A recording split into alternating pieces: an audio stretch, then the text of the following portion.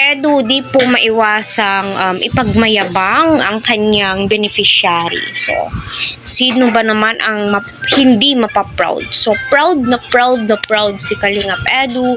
Tuwang-tuwang nga po siya sa kanyang mga nakikita. So, yan po yung topic po natin for today's or for tonight's video. Shoutout po sa lahat ng Team EDSI out there na sumusuporta sa aking channel. So, yes, minsan, mas magandang may tularan at siya ang magiging ehemplo sa iba. Di porket may tumutulong, iasa na lang po lahat. No, kasi unang-una sa lahat, hindi lang siya ang tinutulungan.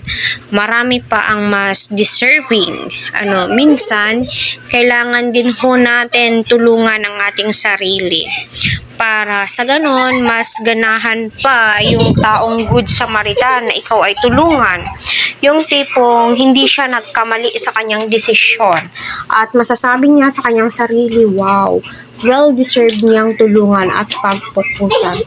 Pero kung masyado ka ng pabigat, ay kailangan mo na din po mag-take ng action para sa ganon ay walang masabi sa'yo ang mga supporters mo, viewers mo, So, ito nga pong si Tinay ay proud na proud siya sa kanyang trabaho. So, kahit sino, isa pong DJ si Tinay. Tuwang-tuwa si Kalingap Edu habang pinapanood itong si Tinay, So, masasabi mo po talagang kahit na may tumutulong kay Tinay, ay kailangan din po niyang kumayod. Syempre, may gusto din po tayo para sa ating sarili. May gusto din po tayong bilhin para sa ating sarili. Hirap naman po na pati yun ay iaasa natin sa ating good Samaritan, iasa natin sa mga sponsors. Nakakahiya naman din po. Mas mainam nga daw po, sabi nila, is magbanat po tayo ng buto. Kailangan natin kumayod.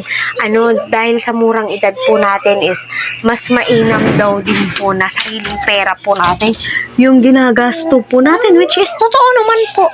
Hindi naman po ako nagagalit sa mga tinutulungan ni EDS, lalong-lalo na po sa isang beneficiary ni EDS, ay wag na naman din po ganun. Minsan, kailangan din po natin makibagay, kailangan din po natin timbang-timbangin lahat. Hindi naman po pwedeng sa'yo lang nakafocus yung light. Ito ay hindi naman po minamasama, sana ay maging aral po to sa ating lahat.